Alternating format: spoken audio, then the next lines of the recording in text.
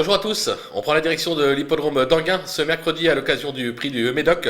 Ce sera notre quintet flash, 2875 mètres, un rendement de distance de 25 mètres pour les plus riches et sans plus attendre nos bases, avec justement à cheval des 25 mètres le 14, Carnaval du Vivier, un véritable métronome qui compte déjà pas moins de 27 victoires depuis ses débuts en compétition, 61 sorties, de nombreux accessites. Il compte également 2 victoires dans cette catégorie. Certes, il est au 25 mètres, mais à mon sens, il va être compliqué à battre. Le numéro 6, Émilie de Montfort, qui vient de faire très belle impression lors de sa victoire sur l'hippodrome de Cannes-sur-Mer. Elle aura pour elle d'avoir déjà triomphé sur le parcours du jour. Bien engagée en tête, elle peut donner chaud à notre favori. Le numéro 3, Emiliano Zapata, qui vient de le faire en patron sur un 2150 mètres sur cette piste. Évoluer sur plus long, pas d'inquiétude. Il s'y est déjà illustré. Je pense qu'il est capable lui aussi de lutter pour les toutes premières places.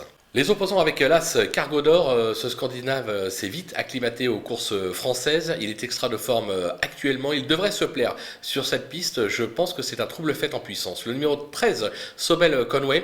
Alors, la qualité est là, ça on le sait. Maintenant, ces dernières tentatives, plutôt, elles sont un peu en demi-teinte, comme on dit. Il est au 25 mètres, l'engagement n'est pas favorable. Toutefois, en valeur intrinsèque, difficile de l'éliminer. S'il est au trop, il peut même s'imposer dans une telle épreuve.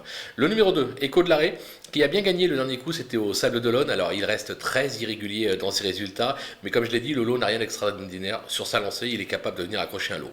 Le coup de poker, ce sera le 8, Carla du Hulme, qui est irréprochable cette saison. Elle affiche 80% de réussite sur cette piste.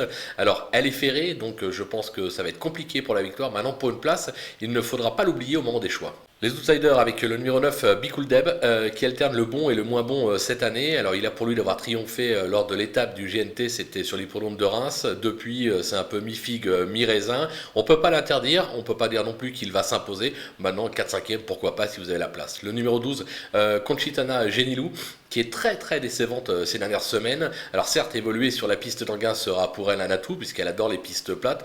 Moi je pense qu'elle vise surtout les engagements bientôt sur l'hippodrome de Cannes-sur-Mer, mais en attendant, et là encore vu la faiblesse du lot, on ne peut pas l'interdire pour une 4-5e place. Le numéro 4, Vagabond qui a montré des moyens en Scandinavie, alors toute distance confondue, de 2150 mètres à 3200 mètres.